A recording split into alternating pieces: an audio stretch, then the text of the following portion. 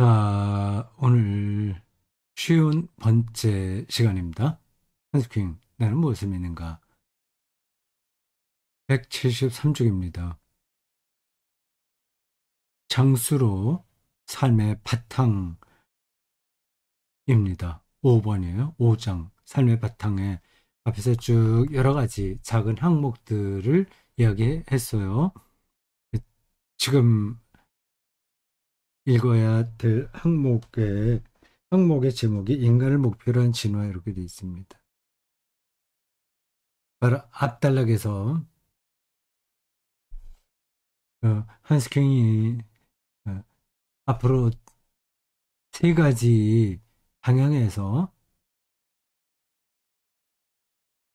그 하나님의 이르는 비밀 통로를 얘기해 보겠다고 밝혔어요. 그래서 그게 뭔지 기대가 된다고 말씀드렸습니다. 세 가지인데, 세 가지 통로예요. 첫 번째는 생물학, 진화론이죠. 생물학. 이 생물학을 교조적으로 주장하는 사람들이 있어요. 이 기계적인 그 생물학의 진화 원리만을 절대적으로 생각하는 겁니다. 그런 주장에 따르면 신은 아예 말이 안 되는 거죠. 그게 왜 허상인가에 대해서 이야기합니다. 두 번째는 수학이에요. 이게 생물학으로는 어떤 얘기를 할지 감이 잡히는데, 수학, 어떤 말을 할지 감은 잡히지 않아요. 그러나 설명을 들으면 알 것 같아요. 이 수학도 사실은 철학이거든요.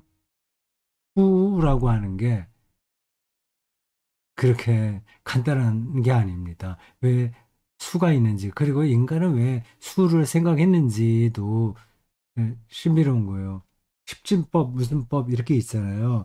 근데 우리는 십진법으로 이 숫자를 생각해요. 그래, 수학이 아주 엄밀한 것 같지만, 가장 엄밀한 학문이 수학이잖아요. 일단 우리가 그렇게 알고 있습니다. 근데 아직까지도 풀지 못한 수학 문제가 있다고 하지 않습니까? 음, 그리고 더 수의 세계를 아는 사람들은 우리가 모르고 있는 수의 세계가 뭔지를 밝힐 거예요. 모르는 게 너무 많아요. 또 수가, 이 숫자, 수학을 할 때 수가 이상합니다. 지금 그걸 다 설명할 자신 없는데 그 관계된 책을 쓸 때의 느낌이 그랬어요. 수학자 유명한 사람들이 많습니다. 음, 어떤 수라는 개념, 어떤 세계가 있는 거예요. 세 번째는 놀랍게도 음악을 이야기합니다. 빨리 따라봅시다. 첫 번째는 생물학에서 하나님의 이르는 비밀 통로가 있다는 이제 설명을 한스킹이 하겠죠. 전체 물리학은 수십 년에 걸친 지치지 않은 조사 연구를 통해 우주 안에 있는 모든 것은 정밀하게 균형을 이루게끔 되어 있었고, 언제나 대칭을 이룬 것은 결코 아닌데, 그래서 수십억 년 후 언젠가 생명이 발생할 수 있었음을 밝혀냈다. 이 지구가 태양과 같은 나이잖아요. 태양이 생기면서 그 주변에 행성도 생겼으니까요. 태양도 특별한 별입니다. 행성을 몇 개 있죠? 수, 금, 지, 화, 목, 토, 천, 해.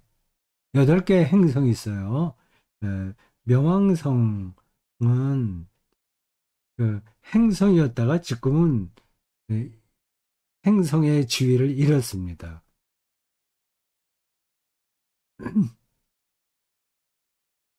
이렇게 여러 행성을 지닌 별이 흔하진 않죠.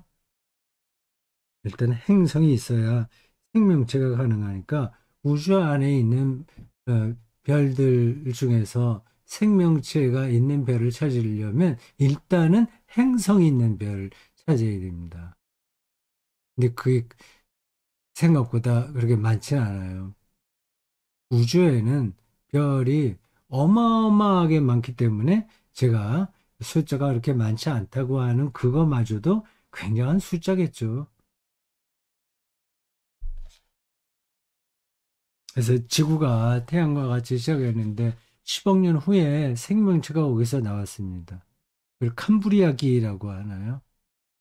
아, 캄브리아기, 그건 유명해서 제가 알고요. 생명이 폭발적으로 늘어난 그 지질학적 시기를 캄브리아기라고 합니다. 하여튼 그런 등등을 밝혀냈어요. 에너지와 물질의 미세 조정, 에너지와 물질.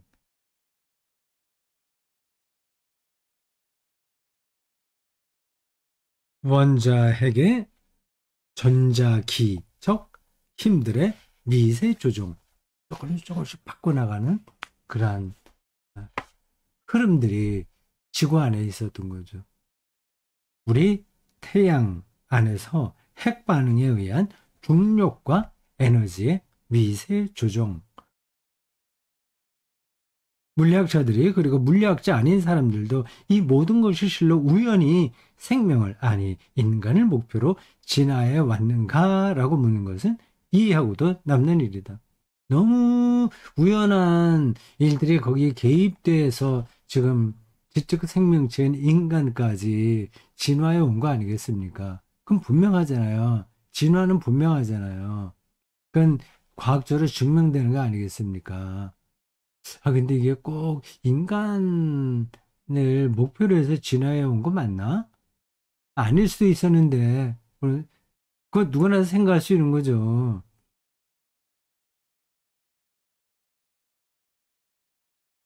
태양계 전체에서 오직 우리 행성 지구에서만 수십억 년 후 마침내 동물 세계로부터 생명이 그것도 정신 영혼을 지닌 생명이 되어 나왔다. 인간이요. 음, 유인원들이 많았죠.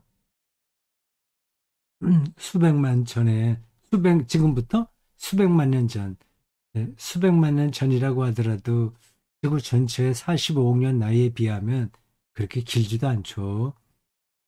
여러 어, 인간 영장류가 있, 있었습니다. 그중에 모든 것들은 멸종되고 호모사피엔스만 생존했어요.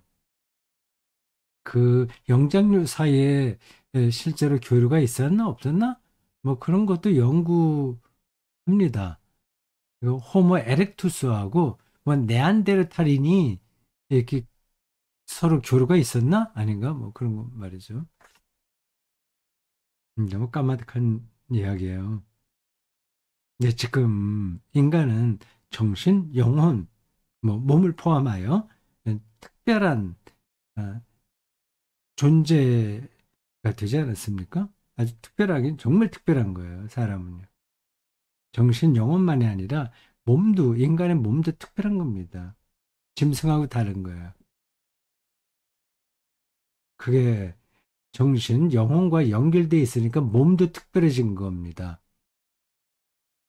동물들은 태어날 때부터 특별한 능력을 갖고 태어나요. 그리고 거의 비슷해요. 모든 자기네 동물들끼리는 실력이 다 비슷합니다. 조금 힘이 세고 덜 세고의 차이는 있죠. 침팬치가 다른 수컷들을 지배하고 모든 암컷을 차지하잖아요. 그러면 아주 힘이 셉니다. 근데 세다고 해서 10배, 20배 센 건 아니에요. 조금 센 거죠. 그걸로 이제 완전 왕초가 되는 겁니다. 근데 사람은 훈련을 통해서 어, 조금 세지는 게 아니라 10배, 20배 세집니다. 힘도 그렇고 몸의 기술, 탄력 이런 모든 것들이 그랬습니다. 기계체조 선수도 보셨어요? 그건 보통 사람들이 흉내낼 수 없는 능력을 보이지 않습니까? 서커스 단원들도 그렇고요.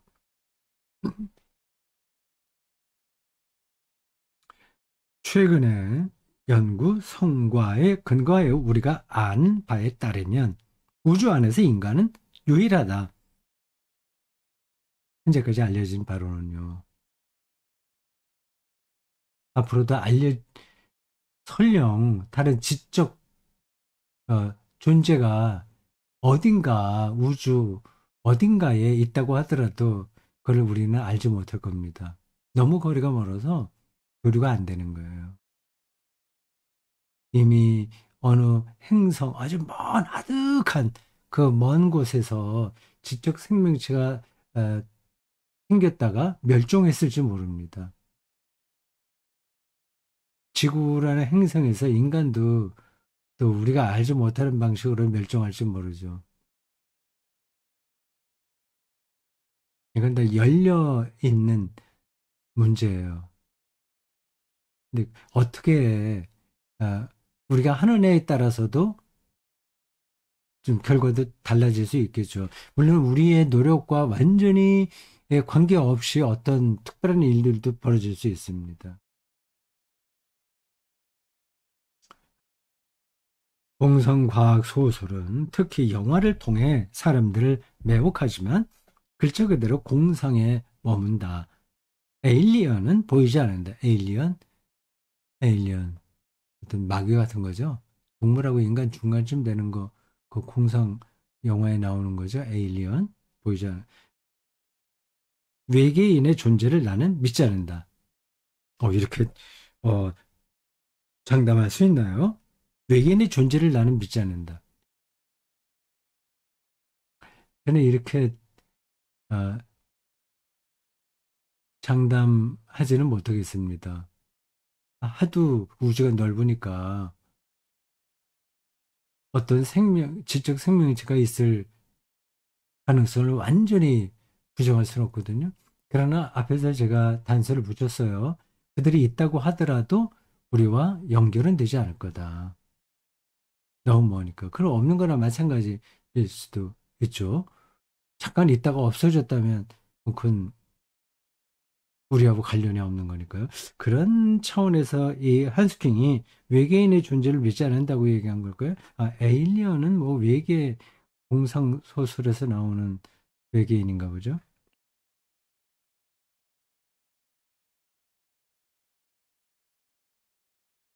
그러나 인간을 목표로 한 진화는 자연과학적 사실이다. 모든 것이 우연이라고? 그러나 많은 우연들이 우연이라고? 그런 우연은 공허한 설명 원칙이 아닐까? 그런 까닭에 이 엄청난 진화는 인간까지 이르는 엄청난 진화. 내가 영국 케임브리지의 천문학자 마틴 리스에게서 들었듯이 매우 특별한 처방에 따라 진행되었던 게 아닐까라는 물음이 당연히 제기되며 사실 불가피하기도 하다.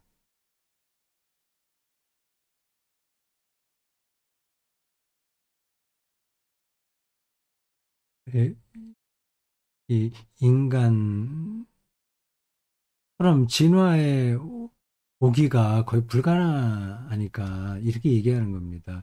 비유적으로 이렇게 설명하는 사람들도 있어요.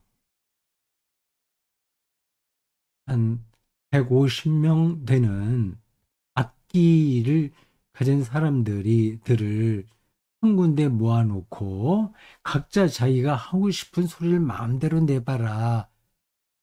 바이올린, 비올라, 첼로, 트럼본, 트럼펫, 바순, 두루두루 그러한 모든 악기들 각자 자기가 약간 마음에 내키는 대로 소리를 내봐라 했습니다. 그랬더니 갑자기 그 안에서 베토벤의 9번 교향곡 합창 교향곡이 울려 퍼지더라.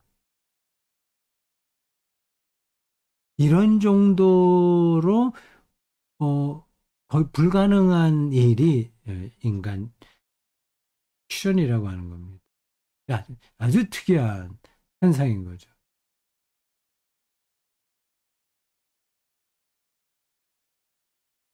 요컨대 적지 않은 물리학자와 생물학자가 추측하는 것처럼 모든 미세 조종과 자연 법칙 배후에 너머의 또는 안의 어떤 초법칙에 따라 진행된 것이 아닐까? 생물학적으로 완벽하게 이 인간 출현을 설명하기 어렵다는 뜻이죠. 그 우연한 일들이 겹치고 겹치고 겹치고 정말 우연한 일들이 헤아릴 수 없을 정도로 많이 겹쳐서 인간까지 왔습니다.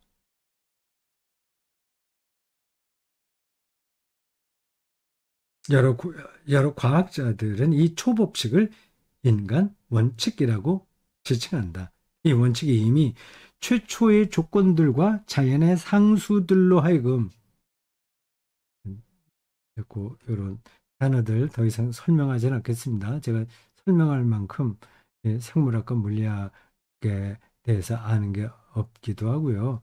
이건 그냥 지나가도 됩니다. 상수, 물리학의 상수가 있어요. 그거는 변하지 않나도 숫자들을 얘기합니다.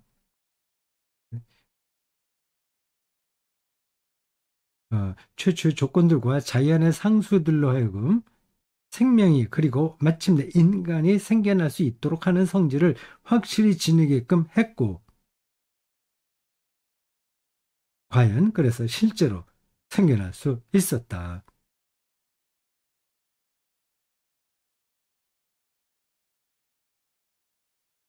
175쪽입니다. 우리가 이제 작은 홀다운표 열고 뭐뭐뭐뭐 할 수 있다. 다운표 닫고 또는 다시 다운표 열고 뭐뭐뭐뭐 할 수 있었다. 닫고 라고 말하면 이것은 과학적으로 변호된다. 그러나 이로써 해야만 했다. 음, 꼭 그래야만 했다에 대한 증명이 주어져 있는 것은 아니다. 그 인간으로 진화될 수 있다. 그될 수 있었다. 그러나 꼭 그래야만 되는 것은 라고 하는 거하고는 좀 말이 다르다는 겁니다. 이렇게 온 거예요. 이렇게 아닐 수도 있는데 이렇게 온 거예요.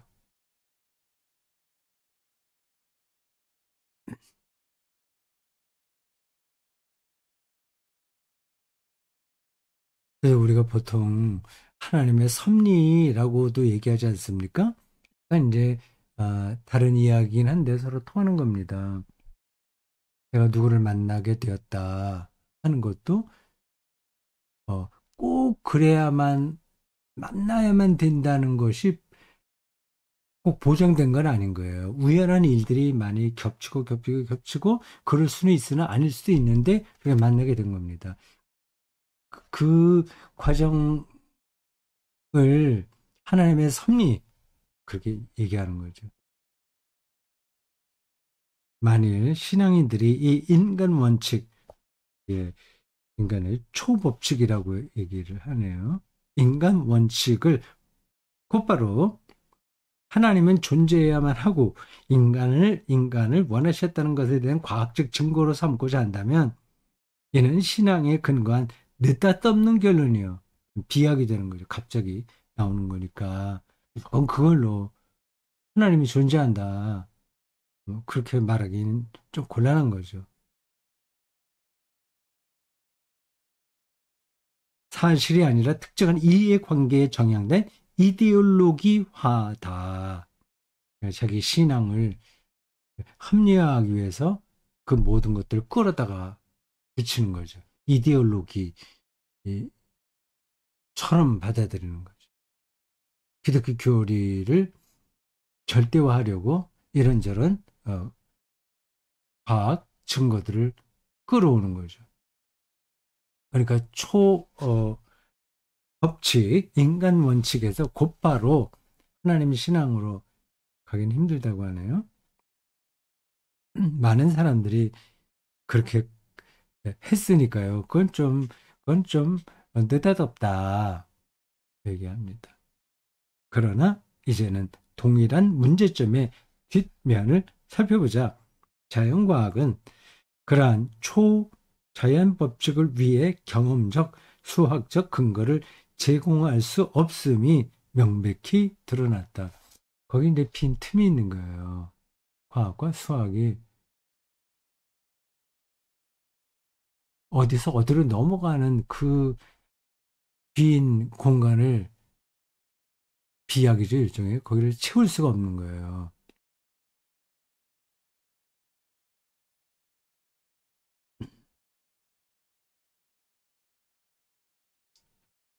우리는 다음 사실을 인식하기 위해 칸트 추종자가 될 필요는 없다. 앞에서 이제 칸트 이야기를 했죠. 이 모든 경험적 지식을 넘어서는 어떤 초월적 그리고 동시에 내재적 초법칙에 대한 이 물음에 자연과학은 왈가왈부할 권한이 전혀 없다. 음, 이렇게 말하다 보면 아우 이 사람 뭐 근본주의 같네, 뭐 문자주의 같네, 너무 보수적이네, 이렇게 생각될 겁니다. 그건 아니에요. 전혀 그렇지 않습니다. 이 과학, 생물학을 절대적으로 맹신하는 것이 얼마나 아, 잘못됐는가 하는 거를 짚으면서 그 생물학과 물리학이 그 엄정한 과학 방식과 수학으로 해명하지 못하는 그 어떤 지점, 그걸 얘기하려고 하는 거죠. 이 모든 경험적 지식을 넘어서는 어떤 초월적 그리고 동시에 내재적 초법칙에 대한 이 물음에 자연과학은 왈가왈부할 권한이 전혀 없다. 그리고 철학은 이 물음에 관계될 때에만 권한이 있다. 그렇다면 바로 종교야말로 권한이 있다.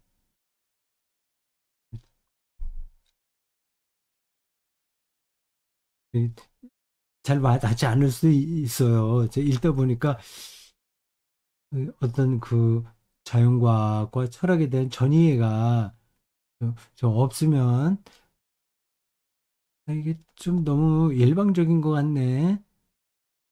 그럼 뭐 하나님을 무조건 믿기만 하면 된다는 건가? 신학에 대해서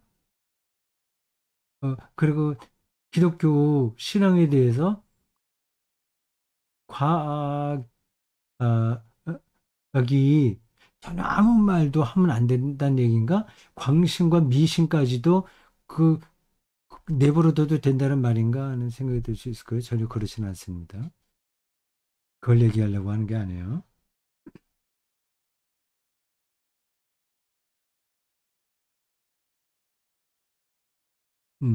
사실 그거를 좀 정리를 하면 이런 겁니다. 생물학, 물리학, 이런 자연과학이 알고 있는 세계는 세계 모든 것이 아니라 그들이 관심하고 있는 그 세계의 일부인 거예요. 이 세계가 자연과학적 눈으로만 보는 것이 다가 아니라고 하는 겁니다. 그 다원우주라는 말을 들어보셨죠? 다원우주라는 말 맞죠? 이, 이- 이게 아, 다원적이라는 거예요. 다층적인가? 중우주, 다중우주, 다중우주. 여러 우주들이 중첩되어 있는 거예요. 이제 이런 말들이 그래서 뭐 만화처럼 들릴지도 모르겠습니다. 아, 지금 우리는 뭐 정말 명확하게 잘 보고 있는데 뭐 다중우주고 뭐 그런 얘기를 해. 그 완전히 좀 뜬금없는 이야기 같네. 어떤 그 공상과학, 공상 만화 같은 이야기 있네. 귀신이 있다는 얘기인가? 뭐 그렇게 들을 수도 있습니다. 요 대목에서 제가 더 자세하게 설명할 수는 없어요. 제가 어떤 것을 말하려고 하는지만 제가 알고 아는 거예요. 그래도 이제 제 입장에서 한두 마디는 여기 보충을 하는 게 맞겠죠. 강독을 한다고 하면서 알지도 못하고 하면 또 안 되잖아요. 네, 다중우주 세계는 그 하나만 있는 게 아니라 여럿이라는 거예요. 의자가 하나 있다고 합시다. 우리가 의자를 볼 때는 다리가 네 개가 있고 사람이 엉덩이를 거칠 수 있는 판이 있고 또 등을 기댈 수 있는 등받이가 있습니다. 뭐 등받이 없는 의자도 있긴 있지만 어쨌든 그렇게 우리 머릿속에는 의자에 대한 표상이 있는 거예요. 그래서 어떤 거를 보면 저게 의자라고 하는 걸 압니다. 우리가 세계를 인식하는 방법이에요.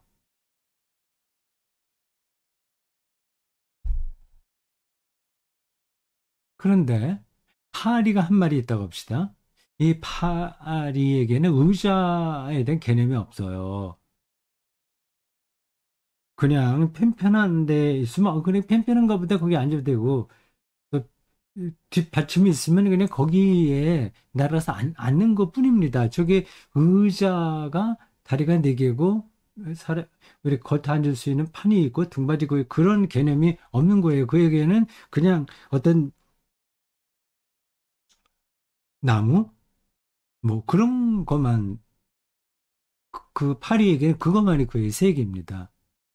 나 그 파리는 뭐 생각할 줄도 모르고 아무것도 아니고 벌레에 불과하니까 그렇지. 근데 우리 사람은 모든 걸 다 알아서 이제 모든 걸 안다고 하진 않아도 최소한도 똑똑하기 때문에 칸트식으로 이성이 있기 때문에 그 칸트는 순수 이성으로 어떤 걸 다 경험할 수 없다고 얘기를 했어요, 이미. 근데 어쨌든 이제 그의 용어를 빌려서 우리 이성적이기 때문에 이 세계를 뚜렷하게 바라볼 수 있다. 얘기할 수도 있을 거예요. 그렇지 않습니다. 네, 다른 예를 하나 들어볼까요? 음, 우리 집에 마당에 나가면 그 저쪽 동편 저 동편으로 그 상주에서 영천으로 오는 고속도로가 좀 멀리 있어요. 한 400m 떨어져 있나? 그래요. 제가 마당에 나가서 텃밭일을 하거나 뭐 할 때 이제 거기서 차 소리가 들려요. 네. 근데 이제 제 아내는 전혀 소리가 안 들린다는 겁니다. 왜 이상하죠? 그러니까 똑같은 자리에 있는데 어떤 사람에게는 그 소리가 좀 성가시게 들리고 어떤 사람에게는 아예 들리지가 않는 거예요. 뭐 그런 경험들은 많이 있죠. 이렇게 세기가 다른 거예요. 아니, 그거는 한 인간의 인식의 어떤 한계 때문에 그런 거지. 객관적인 세계는 그대로 있는 거 아니냐? 뭐 그렇지 않습니다. 우리가 알고 있는 세계는 아주 일부라고 생각하시면 됩니다. 아주 일부.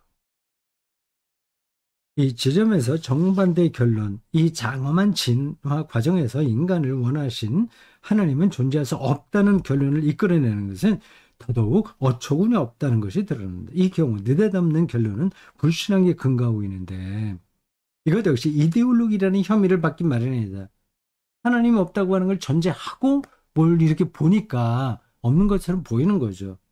어떤 이해관계에 근거하고 있든 존재해서는 안 되는 것은 정말 존재할 수 없는 것이다.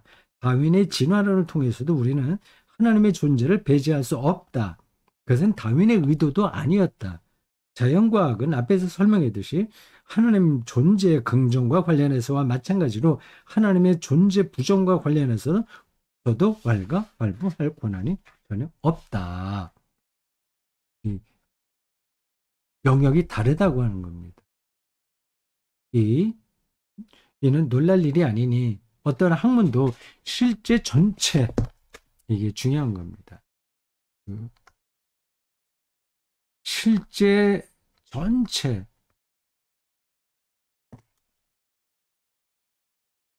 포착할 수 없기 때문이다. 각각의 학문은 자신의 고유한 관점과 권한을 가지고 있는데 이것을 절대화해서는 안 된다. 숫자나 자전거 같은 아주 단순한 사물에 대해서도 여러 가지 설명이 있다. 물리학적, 화학적 설명, 기능적 설명, 문화사적 설명, 아까 제가 파리로 예를 들었는데 그건 극단적인 거고 지금 이렇게 다르잖아요. 네, 문화사적 설명, 사회학적 설명 등등. 그리고 중요한 사실은 한 가지 설명은 다른 설명을 배제하지 않고 오히려 그것들을 보완하고 풍요롭게 만들 수 있다는 것이다. 학문들의 이 다양하고 상이한 관점들은 단지 어떤 개별 학문도 극복할 수 없는 인간 인식의 한계에 기인하는 것이 아니다. 인식의 문제가 아니라는 겁니다. 세계가 그렇다는 겁니다. 이 다양한 관점들은 실제 그 자체에 기인한다. 실제, 리얼리티. 이가 그렇다는 겁니다. 다중우주가 맞는지 안 맞는지 모르지만 뭐 그 개념을 생각하시면 돼요. 세계와 인간이라는 실제는 실로 다양한 양상, 차원을 보여준다. 한 가지 차원을 절대화하는 사람은 다른 차원들에서는 장님이 된다. 새로운 차원들도 발견하는 것이 다른 일이다. 결론은 이렇다. 특히 물리학은 우리를 우주의 위대한 비밀 바로 열고 여기에서 자연의 상수들과 인간 원칙이 비롯되는데 위대한 비밀에 개방하라고 초대한다. 자기 아는 자기 삶에 제한받지 않고 더 열어야 되는 거죠. 그래서 일전에 말씀드린 대로 지구와 달 사이에 중력이 아니라 휘어진 공간이 있다는 쪽으로도 생각이 가는 겁니다. 그러나 수학 역시 우리를 그리로 초대한다. 자, 쉬운 문제 여기까지입니다.